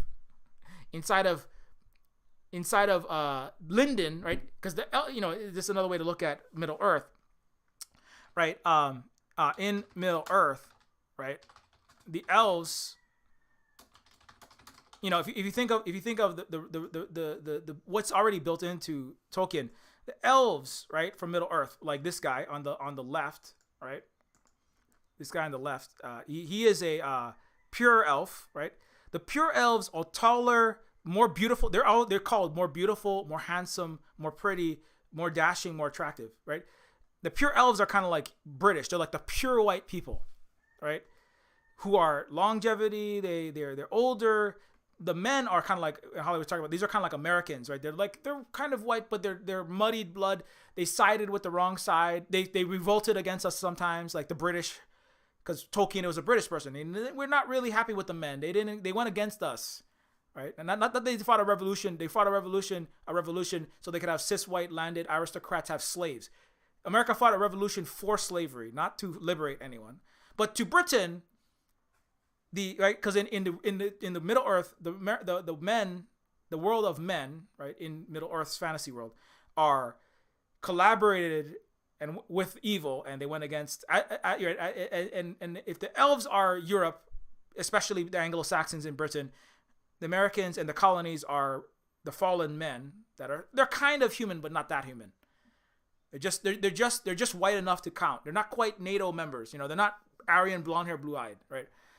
And then you have the elves, and there are some half elves that are like British American, they're like transatlantic, and then you have and then the dwarves. Let me see if I have Lord of the Rings 2000s, and then you have the right. But then after the elves, and the elves where are the elves from, right? Like let's go back to the ye old white world, right?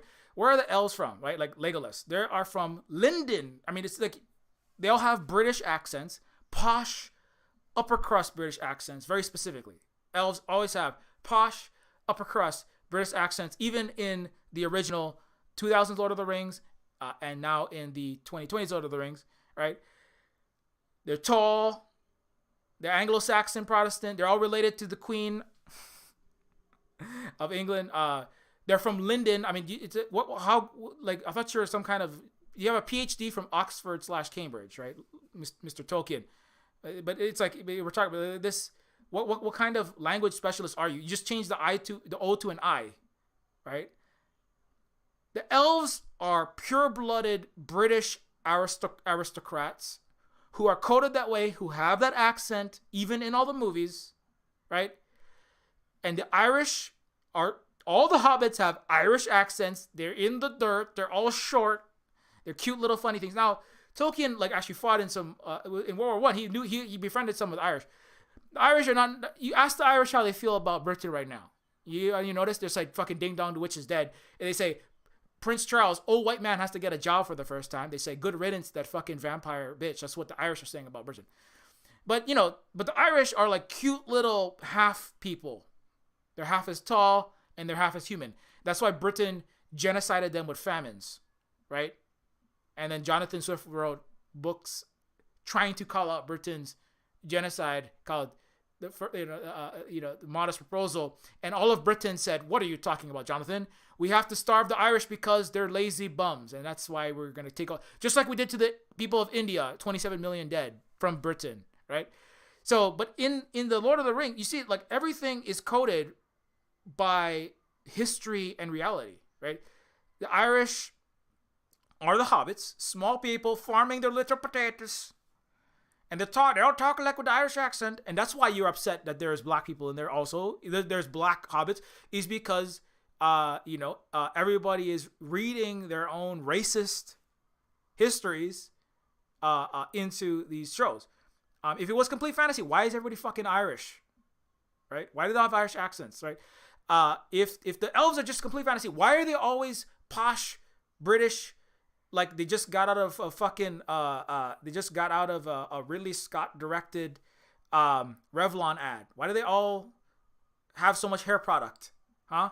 Why do they all look like neoliberal douchebags hanging out with Margaret Thatcher, the elves? Why are they from Lindon? Why are they all tall, blue-eyed white people? Right? Why are they the most beautiful race? I mean, really, why are elves the most beautiful race from fucking London? Ask yourself that, right? That's what the book says, and that's what the show says.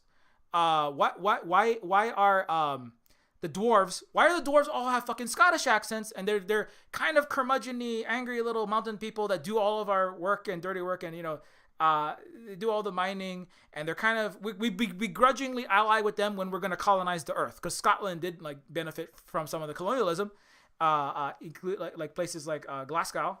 Vijay Prashad famously went there and gave them a fucking talking to. Said, "You think you're so much better than Britain, but you guys have suffered under the British, but you've also helped colonize this earth, and you made lots of money to build your little cities." And the Scottish, but Scott, it's still like, well, the dwarves are kind of like elves, and they're kind of antagonistic to each other, and they all have fucking Scottish fucking accents. But they're, and so we the British elves have to make tense alliances with the Scottish dwarves, who are all shorter than us, and they like breaking rocks, and they have these immutable characters so that we can fight evil. But now is the fun part, right? Who is evil in Middle Earth, right? Who are the evil doers that are irrevocably, immutably, genetically, civilizationally, just like bred and born through and through for evil, right? It's orcs, it's goblins, right? It's who and where are these people from? They're from the east. And they're from the south, right? Literally in the beginning of the show. I mean, like, there's lots of good things about the show, but it's like, in the east is where darkness comes from, right? Everything east of West Germany, basically. So in Russia, in China, in Persia, in right, everything east is full of evil, and nobody. There's nothing we can't understand it. It's mysterious. There's just disfigured, disgusting, inhuman things that just, I don't know why, they just come out of nowhere. It's not like we've ever done colonization. It's not like we ever invaded Asia.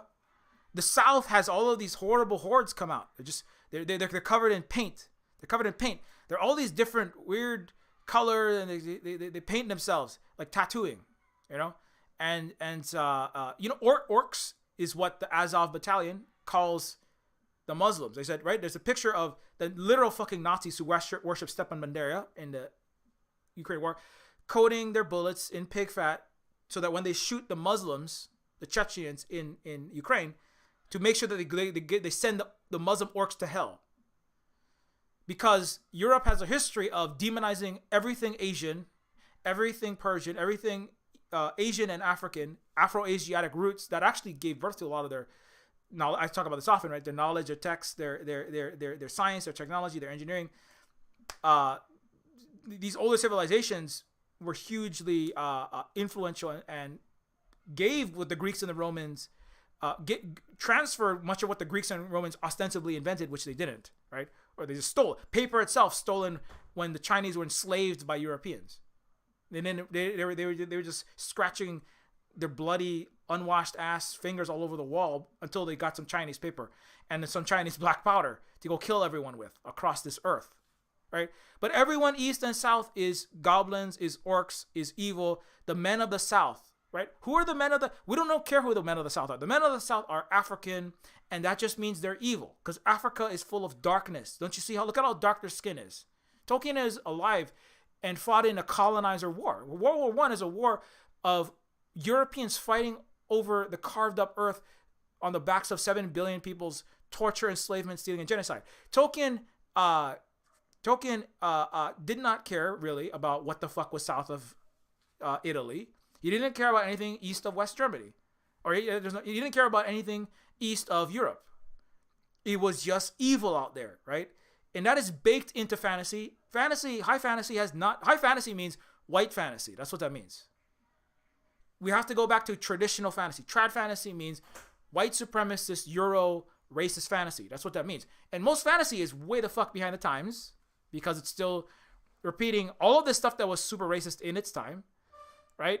And it's not why are the goblins all why are the goblins in the bankers that are an anti-Semitic, right? That's what people go, Mrs. Turf Queen, Miss Turf Queen. I don't know what the Queen's politics on that was. I'm sure it wasn't good, but the actual Queen Elizabeth.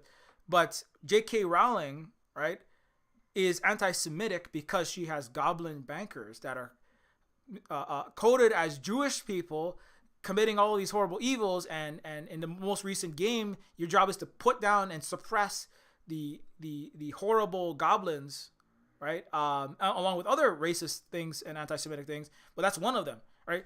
But the thing is, this is not just a J.K. Rowling Harry Potter problem. This is like everything in fantasy is full of racialization of entire billions of people of the earth and making them into unknowable, ineffable evil, right? Even like horror with H.P. Lovecraft is a bunch black people and their voodoo are going to bring in cosmic eldritch terrors from their dark continent that is communing with evil, right? H.P. motherfucking Lovecraft. With cosmic things that are gonna eat my soul, and their voodoo is gonna come and it's gonna bring zombies and death and hell, and we're all gonna be driven mad by Africa. Basically, we're gonna be driven mad by dark black people, right? There is no fantasy that has come out of Europe that is not imbued and filled with and informed by, consciously or unconsciously, all of its racist, feudalist, colonialist, lying, cheating, stealing, and murdering shit. How can it be? Because that's, because in order to not do racist fantasy and science fiction like Asimov, which is about everything east of West Germany is communist hive mind bugs, right? Like Starship Troopers. Let's go and take all of our people and sign up for the military to go bomb and kill everyone in Korea, Vietnam, Afghanistan, Syria, Libya. Hopefully we just nuke all of China and Russia because they're a bunch of hive mind commie bugs and authoritarian dictatorships, right? So science fiction, fantasy, unless you address your own colonial history, that's a real history. This is not this, right? But this is this metaphysical fantasy that we can just, the Euro fantasy is a fantasy. The Euro feudalist, colonialist, capitalist fantasy is that you can wipe everything clean of history, have a blank slate, and build your castle in the sky above the fray. Right? The apocalypse is happening. The world's ending. Climate change. Well, we're gonna have Lucy, Bermuda in the sky with diamonds. We're gonna, as I was reading this Wired article, as climate change and collapse of governments and collapse of COVID pandemic and everything, the world goes to hell because of all of these war and all of this suffering and all of this racism and all of this fascism that we all caused. Silicon Valley billionaires will build their castle in the sky, like literally like Neofeudalism, just from blank slate. We're just gonna invent a good way of being that is divorced from history and our, as if individuals, rich or poor, wherever they are, suddenly spring into existence. Right? That's very American, right? Oh, whoever I was, I'm a new man in America, and none of my baggage in Europe follows me. I'm completely fixed. I'm all good. Now let me get a bunch of slaves and kill all these indigenous people. Like, no, you are not, you cannot escape your history. That's one point we were making in the indigenous subversion of Western genre, is that you can pretend like you can escape your history, right? That is full. And if you're indigenous, the reality is you have suffered a lot. You have been on the side of getting wrong. If you are white, if you are Euro, and if you are a man, if you are all those, if you're feudal, if you have more dynastic privilege, the closer you are to power, the more likely that power that you have is based on a history of exploitation and wrong that you and your predecessors have done to other people. So of course there's a tendency to erase history when you benefit from the wrongs of history, and it's not necessarily like you want to remember, because it's painful to remember what happened to indigenous people. I hate talking about how my mom had the language beaten out of her. I hate it. It always hurts to think about how, I don't even speak Hawaiian because of U.S. genocide of Native Hawaiians. It's not fun. But it's like, we have to remember so that we can try to remember so we can get to the point of healing and undoing the damage. But if you just insist on, well, this Tolkien and this fantasy and this sci-fi and Asimov and all of this stuff, this is just all made up, and but and you don't even know why you're troubled by having you're black, you're troubled by not having a having a non-white person in the royal family. You don't even know why you're troubled by a black dwarf. You don't know why you're troubled by those things. You can never actually address those problems, right? You see what I'm saying? You have to acknowledge that history, and you have to, when you make, and also when you're creating for the people who make fiction and write RPGs and make movies, you have to be conscious of those histories as well, because you can't just be like, well, I'm just going to make it up whole cloth. You can't. And I say that as somebody who likes, I do a pretty good job of, I think, of imagining imaginary worlds. That's what Neofeud and all of my science fiction, I make up lots of really weird stuff. But even I don't have the ability to escape all of my experiences in the history that I am. Who I am grounded in history, right? In Western left, that's called dialectical thinking, right? Which is a comprehensive historical view about and placing yourself within that history and then using the lessons of that to move forward into the future, right?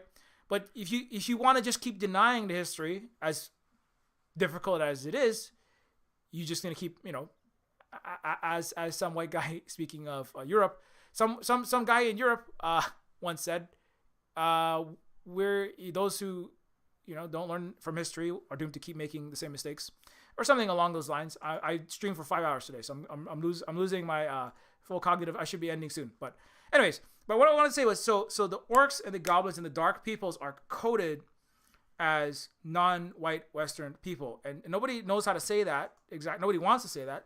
Some people will, when we're feeling more confrontational about it, non-white people will say that's what's going on there. But even internally, right? it's like the fact that the elves are always have British accents, right? The men have more. They don't necessarily have American accents because it's often made outside of the U.S. But the hobbits always sound Irish. The dwarves always sound Scottish. The elves sound British, high British, very different because there's little hobbits. The North England has lots of half Hobbit, half Irish or full Irish, but they've been there for a long time. Very impoverished working class people in Northern England, and they don't sound the same as elves, And if you put somebody from like Cornwall who has and looks and sounds like a lot of people there in the position of an elf, some people are, this isn't right. This casting is wrong. But casting, the thing is, casting is, I would argue, it's really kind of weird, but casting is cinematic eugenics, right? It's like, you don't look the part. Well, what do you mean you don't look the part? Well, you're not tall, dark, and handsome. Well, what do you mean tall, dark, and handsome? Well, I mean, you're not, I'm tall and I have dark skin. Well, but I mean, what, when they described, in Anne with an E, tall, dark, and handsome, I don't think they meant you. Well, what do you mean? What do you mean? The Hollywood casting director is in this room, right, with the people, and maybe they're getting lied down on the couch and forced to have sex with abusive Hollywood executives and the military and U.S. capitalist accomplices, right, that all work together, with Weinstein on the casting couch. But then there's another thing going on, which is fucked up, obviously, and sexual rape and abuse and all kind of other things, sexual harassment, etc. But then also there's a thing of, well, you don't look the part. Well, why do white men with guns like Clint Eastwood and John Wayne look like the part? They don't look like what actual cowboys look like historically. The only reason is because Hollywood is about convincing billions of people around the world who watch movies, etc., of white supremacy. That's the purpose of the film, and sell more Lockheed Martin bombs, and say the police are good. Over 50% of all TV shows made in the West are cop shows, pro-cop shows. So propaganda. So no, it's like if this stuff didn't matter, then there wouldn't be. When they say you don't look the part, what you're saying is my white supremacist, racist, misogynist, United States and European and Canadian and Australian audiences will be upset if they have their racism, their misogyny, and their fascism challenged. That's what the casting director means. That's what the production team means. That's what Hollywood means. That's what Marvel and Disney mean when they say you gotta go. And that's what they mean when they come into contact with, and then they kowtow to the racists and that's what they mean when they make Marvel movies, right? That's what this was. This was, of course, we could have had black hobbits and brown dwarves and Asian elves and all kind of other things. We could have had a black Gandalf in 2000s, but we need to make a lot of money maintaining white supremacy and misogyny, so we're gonna enable it. That's what there's literally there's no other reason. And that's why Miss Marvel is getting fucking boycott, or they're trying to do that. So anyway, but back to the Queen. So and that's also why why was Meghan Markle attacked? Why was she berated and dogged and chased around, forced out of Britain basically, with collaboration from the royal family, right? Who said things like, but what happens if the baby turns out too dark? The royal family themselves said, what will we do about the skin color of the baby? Because having a dark-skinned, not even the king, having a dark-skinned British royal family member would not be possible. Having one of the British royal family even date a part black woman like Meghan Markle is too much. And they basically, financially, emotionally, sometimes physically, in certain circumstances, not the royal family themselves, but they enabled and allowed, with the Daily Kos, with the tabloids, with the British government and the racist people of Britain, the attacks and the you can watch this. Well, Oprah has a whole special about. Oprah is like, what the fuck? And Oprah is like not the best person on the planet Earth. She's obviously she's a black woman, but she's also in collaboration with the capitalist classes of the United States as a billionaire or very wealthy person. But Oprah was like, what the hell did they say? How dark what's the problem with the baby being too dark? Like, anyway, it's like, it's an amazing thing that you would have to say that out loud, right? That the British monarchy would say things like, it would be a problem if your baby was too dark. Like, what do you think that you can just, number one, why? Number two, what do you expect to happen? Like, what you gonna dye the baby's skin white? So if part black Meghan Markle, has sex with and makes a baby with your eugenically white enough for you, Prince Harry, and the baby is too dark, has too much melanin in the baby's blood and in the baby's skin. If the baby has too textured hair, are you gonna like bleach the baby's skin white? I mean, it's what the fuck did you even mean by that? But the thing is, what the royal family means by that is, Meghan, get the fuck out of white supremacist Europe and Britain specifically, because that's what we do here. We talk about equality. We talk about, I'm a symbolic figure, but at the end of the day, again, like I already said, the Queen has she's got huge amounts of money. She has huge cultural soft power influence. She has hegemonic power, and she also has direct lines into the so-called government of Britain, along with the billionaires that make up all of the oligarchy behind the city of London and all of that fucking wet rock called the UK that's killing its own people with starvation and running out of electricity. And so what's playing out in actual Europe right now is being mirrored in its racism in the fantasy shows and the science fiction shows, but in particular in the Rings of Power, since that's what I was supposed to be talking about today. Anyways, that's a good enough. It's already 48. I gotta get out of here. So, don't forget. And so Neofeud is a game, and I did want to say, just because the Queen is up today, is on the discussion. Remember that today's the day when reality that feudalism wasn't replaced by capitalist democracy. So this is from the game Neofeud, right? But rather that the billionaire is another royal face of the same coin, sitting on thrones of stacked $100 bills instead of gold coronation chairs. A very neo-feudal day. And also in light of the fact that Queen Elizabeth was royally flush with a $500 million net worth and tens of billions of dollars, if not more, in the royal family.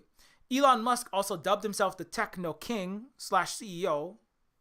And upward mobility in the US depends more on your dynastic birthright than hard work. Literally, Princeton and Harvard have admitted this. Elon is just one of the dynastic feudal descendants, right, who did not get to his place from hard work. But anyways, feudalism did not progress into capitalist democracy, but rather morphed into neo-feudalism. So that's a major point of Neofeud. So thank you, Queen Elizabeth, for kind of showing my point, as everybody is calling. And also that the colonial history, the capitalist history, and the feudalist history, and the racist history are all intimately tied into what you see when you see 90+% of the earth. Black Twitter, Irish Twitter, a lot of Asia Twitter, South Central America Twitter, all fucking Cuba Twitter, everyone all high-fiving each other, going like, hell yes, right? Because all of those things are intertwined with that, and they cannot be escaped. Black Twitter and Irish Twitter will not allow you to escape your fucked up history. This is a scene from Neofeud. We, the Neofeudal elite captains of industry, I think we all here deserve a little congratulations for our work. It's only fair for our hard work that we should be rewarded with dominion over all of these terrestrial living things. That includes the 99%, for they are ours to subdue, to use as we see fit. For like pets or cattle, they're not smart enough to efficiently manage themselves. So that's the same attitude of a CEO and America's celebration and applause for their richest techno kings. And the same attitude, the wealth worship and the feudal monarch worship, right? These are really tied to the way that they look up to the Queen, the great figure, leading symbol. She decolonized the world. She actually fought to stop as much decolonization as possible. She did not liberate India. She did not liberate all these, Caribbean, South American, African colonies. They had to fight every inch of the way, and she fought to stop them. And then as soon as anything was won, the crown goes, oh, look at this Netflix original series. Look at this show. Look at how magnanimous we are. allowing India to go back to its independence. Look how nice. No, the British royalty and the feudal / capitalist oligarchies, the imperialists in Britain, because they're the same fucking. That's very important to remember. There is not a separate feudalism, and then they all lost their heads, and now there's capitalists over here. The rags to riches is bullshit. Bill Gates inherited millions of dollars. Donald Trump got a multi-million-dollar loan. Elon Musk got his emerald mine, and the Sir this and that's of Britain largely are descendants of feudal aristocracy. So you got that's why I fucking so even Western Marxist economists like Richard Wolff will often talk about, and then feudalism went away, and now we have this new system. No. I mean, officially, it's not the dominant system necessarily, but to think that the feudalism is gone and we have something much better is patently false by the fact that literally you're less likely to move up based on how hard you work compared to your birthright. They don't have crowns and robes and feudal titles. They don't except landlord. They still call it fucking landlord. Like if the Euro feudal colonial capitalists were better at hiding their crimes and the fact that nothing has changed, they would have changed the title of landlord to like land businessman or something, or like housing provider. There are Vancouver, Toronto, and Los Angeles have lobbied the government to change the word landlord in all contracts to housing provider, because landlord sounds like feudalism, because it fucking is. Dumbass. Anyway. So, and so Neofeud is trying to, bring that reality to light, which is that the same people based on blood, right? Based on race, right? Based like the elves and the British and the elves and the dwarves and the hobbits that are the high posh British. They're tense and lesser Scottish. There's an entire verse in the British anthem that's about the Scottish babies being impaled on pikes and horrible things happening to them. All their people dashed in shipwrecks. They don't like the British don't often sing that one because they're trying to keep their little kingdom together. And then the Irish are below them, right? That have been for centuries the massive oppressed, starving, genocided workforce with their little Irish potatoes. They're and that system, which was then and the Jewish conniving bankers that have always been for thousands of years chased around and oppressed all of Europe, including Britain, and that racist, blood dynasty based and capital accumulation based. It's not like the feudal rich. It's not like the lords and ladies had no money and they just had crowns. No, these people always had money, capital power, and feudal power, and race power, and patriarchal power, and that system has not ended. And Neofeud is just going. It hasn't ended, and now it's more visibly overt in 2030 when Neofeud takes place, with levitating castles and sentient machines and half-human hybrid military experiments dumped into landfills. But and that's why the king goes on to say, "Now I realize I come from a lineage of presidents, CEOs, financial magnates, kings, and emperors spanning 6 continents, 5 planets, and over a century. I don't want to be one to pat myself on the back, but as the great Ayn Rand once said, wealth is the product of man's capacity to think. We're the ones who created this bright, golden, luxurious future which we all inhabit through our innovation, ingenuity, and hard work." So again, he is king/CEO Warren Clinton Bush III, the head of the CIA, emperor of the known inhabitable planets, Europa, Galileo, colonizer of Mars, and there are other feudal, like the French and the Spanish of Earth, there and the competing corporations. There are other feudal entities there that they have feudal, colonial, capitalist, white supremacist solidarity with each other. But the difference is in the U.S. they talk about equal opportunity and man working hard, man specifically, not so much the woman, mostly the man, to build this beautiful, luxurious future. When they don't, obviously, they're not the ones doing any of the work. They're the ones sitting around, like former Prince Charles, now King Charles. You just see that picture of King Charles, telling his servants with his hand motions, clear my desk, clear my desk. I do not move pencil sharpeners, nor do I touch golden pencil sharpeners. I do not move emerald studded staplers. I do not touch even my own crown jewels. Other people fondle my jewels for me, especially non-consensually when I hang out with Epstein with all of my other family members.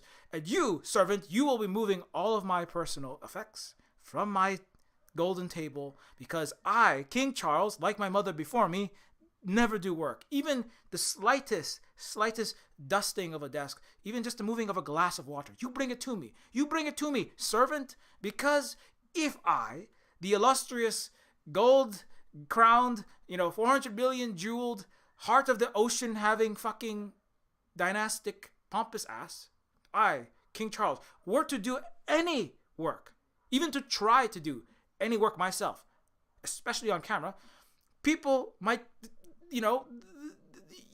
the servants might get ideas. Like, maybe I could do work and their place is not to serve me indefinitely forever, as some kind of feudal capitalist colonialist emperor. So that's very important, actually. The pageantry is very important, right? You have to always show the dominance. You never give the help an inch. Don't give the servants, don't give the slaves ideas. You get one Haiti, oh my God, and that's the end of the world. We gotta really tamp down. Don't let the slaves, don't let the working class, don't let the servants in 2022 in Buckingham Palace get any ideas. You move my stuff for me, because I am the feudal capitalist colonialist whitest man in the room. Thank you very much. All right, now let me do my speech. And then I'm going to go off philandering and doing pedophilia. I'll never forget what he said the day Dad signed over the 10 trillion estate to my name and entered indefinite cryosleep in his golden coffin. One day, you will have dominion over the fish of the sea and over the birds of the heavens and over every living thing that moves on the earth and all other earth. And it's obviously, it references the Bible because Christianity is part and parcel, the religious control, part of the hegemony, along with the capitalist hegemony, is important and a basis for genocide of all the non-Euro-Western Christian peoples, like all of the peoples of Hawaii, who had to become Christian or be wiped out, like all of the peoples in residential schools, right? So anyway, long story short, that's what Neofeud is actually about. When you dig, these are screenshots from my game Neofeud, which is a cyberpunk game that's on sale. It's not on sale, it's on Steam, and you can check it out at any time and wishlist it if you don't have $15 right now. It's also on itch. And I'll be playing the trailer very briefly in celebration of Her Majesty's Thank God That She's Gone, and King George, go fuck yourself. But now here's a Neofeud trailer.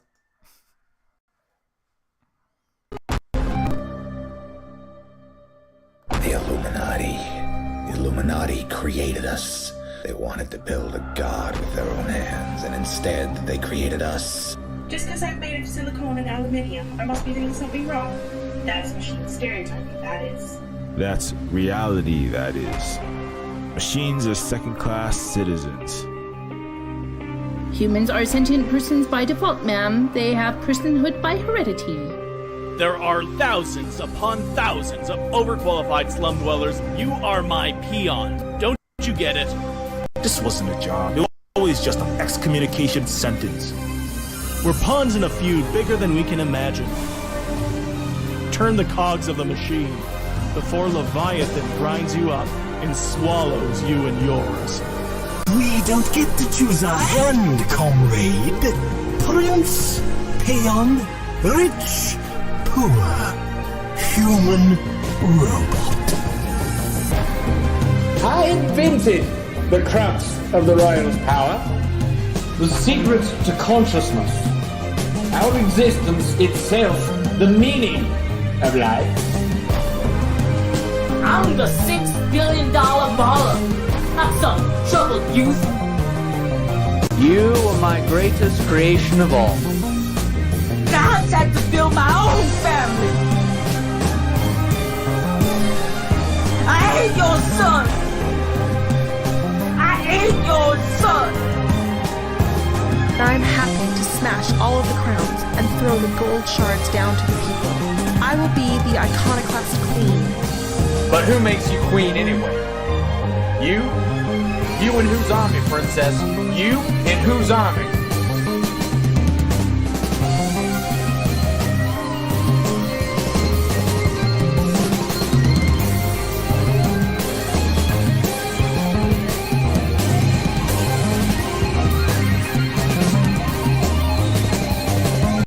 Okay, so anyways, Neofeud is already out, so you can go and get it on. If you don't have money, you can always wishlist it, but it is on Steam. It is available there. It is also available at Itch. If you have a second to leave even a very short review, it is massively appreciated because it does help us to continue to do the work that we do here at Silver Spoon Games and get the game recognized in the algorithm when people, so the algorithm that it doesn't really help out small indie games, especially indie games that are have been review bombed for being too woke, like Neofeud. When I first released it, everyone came and said this game is fake, this game is made by N-words, this game is SJW woke, this and that, and so that didn't help. So if you have a second to leave, counter review bomb Neofeud for that initial salvo of crap from nasty clowns. Anyways, Neofeud is also a game that is available on itch.io for Windows, Mac, and Linux. It is also a game that is you can give the maximum revenue when you pick it up on itch as well. It's a game that is also has a sequel that's coming, Neofeud 2. I'm always working on it. You can't get it yet, but you can look at pictures of it over here. Neofeud 2 is it's, I would say at this point it's over half done. I don't know exactly where, but I'm nearing the end. I want to get it done at the end of this year, so I'm trying as hard as possible. But while you wait for that, Indigistar is a game set in the world of Neofeud 1 and 2. If you've already played Neofeud, you're like, Silver Spook, I already played that game. I can't replay Neofeud. I already replayed it 2 times. So Indigistar is a game about an empire that arrives on your native planet. So Indigistar is a game from the perspective of Black Twitter and Asian Twitter and indigenous Twitter, Central South America. It is a perspective of everybody going, what the heck are these people showing up in my area, except it's a planet instead of country. And, invading, eradicating, plundering, enslaving people. And so in Indigistar, you have to heal the land and people, prevent erasure of your native language and your culture, and confront the invaders before it's too late. So that's Indigistar. And you can also check out the Colonizer. Speaking of Earth peoples who have kicked both Anglo and Franco ass, French and American, and has at least fought in some ways the British, but directly kicked out French colonizers and British and American imperialists as in direct combat. The Colonators is a game where you can kick capitalist colonizers' butt. So celebrate kicking it. You can literally fight. There is actually a queen like, there's a queen like character who is not Margaret Thatcher, but she's often confused with the Queen of England, and she certainly did run things. So if you want to literally shoot the Queen of England other half off of her throne, literally you shoot her off her throne as an indigenous communist woman, right? Decolonators. I mean, when do you get to literally blow away in a video game the Queen of freaking England? That doesn't happen too much, but that's why I make video games, so you can do stuff like that. So check out Decolonators. Also, you can get Woman is a book by Holly Argent. That's my partner, reflecting on her life as a woman raised in right-wing evangelical Protestant Christianity, and it is not meant to be a historical retelling, but a work of fiction that lends a different perspective than what is usually read. And so, part of the reason why when Holly, at least from Holly's own words, like, tall, dark, and handsome, is because a lot of white guys were like, just in a conservative evangelical Protestant Christianity, we're pretty abusive, nasty, terrible people that, and there were other people around that were, not to say that every non-white guy is good, but it's like there is a special Jordan Peterson energy there to the conservative white evangelical Protestant Christian man. Anyways, this is a book that's kind of a critique of that, and it's also a book that is free, or you can throw some money our way when you pick it up as a donation.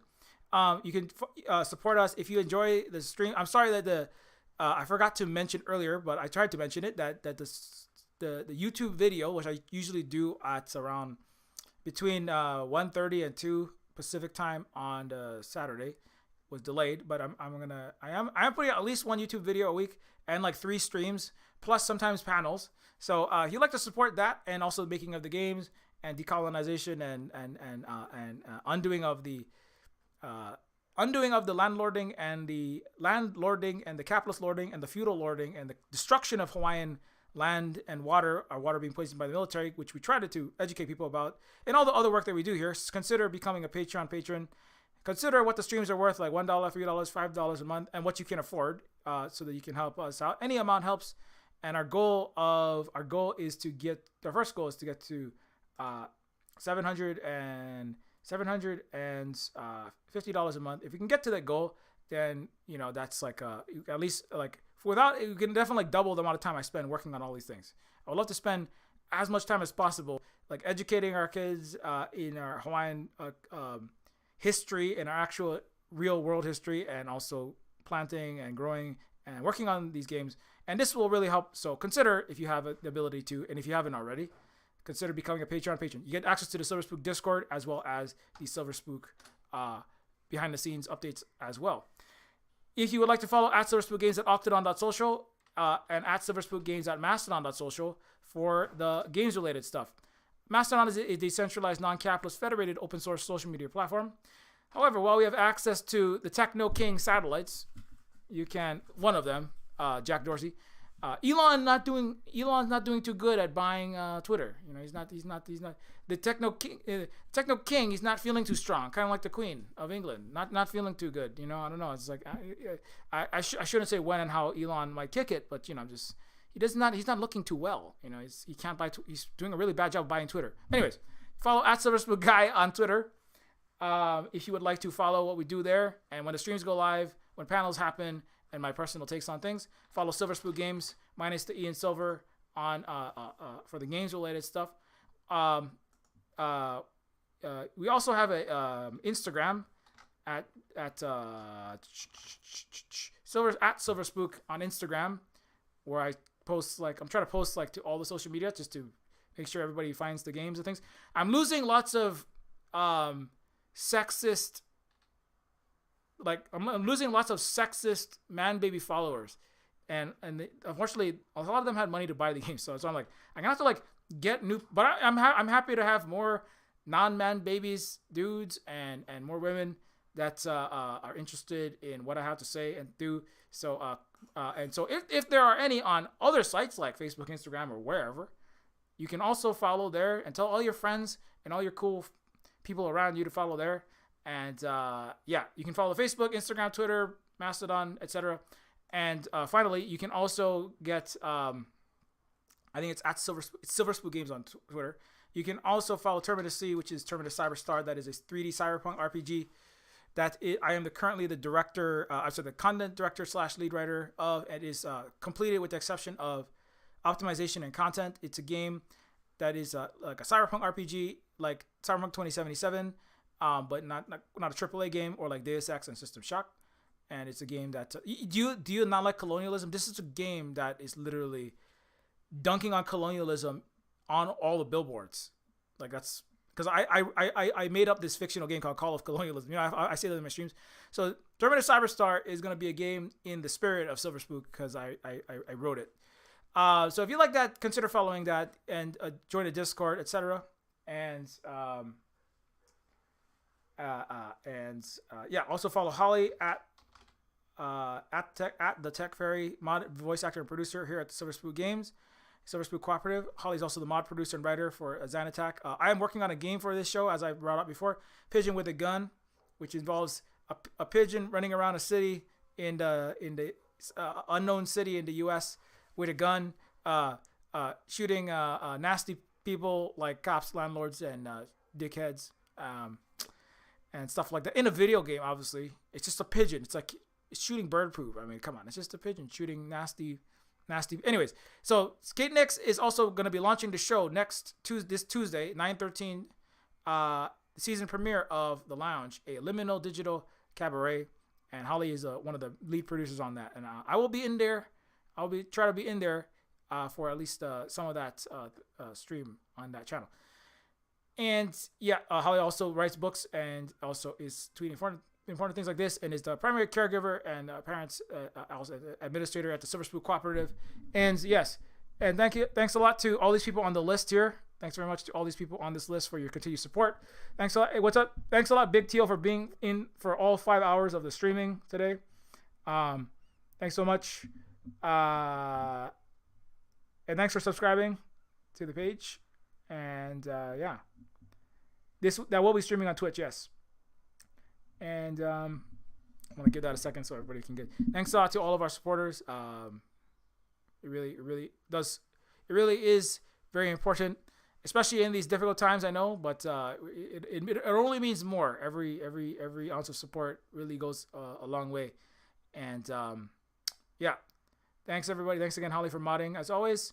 And I'm sorry, this went on. I said I was gonna do an hour and 2 hours and 10 minutes, but now we are done. Have a good day. I'm gonna take a break, and you know, God save our dead queen. Oh no, she's dead now. Who gives a crap? Only racists from Britain and France and US. Fuck all of your racist selves. God fucking awesome. Anyway, that's my song for the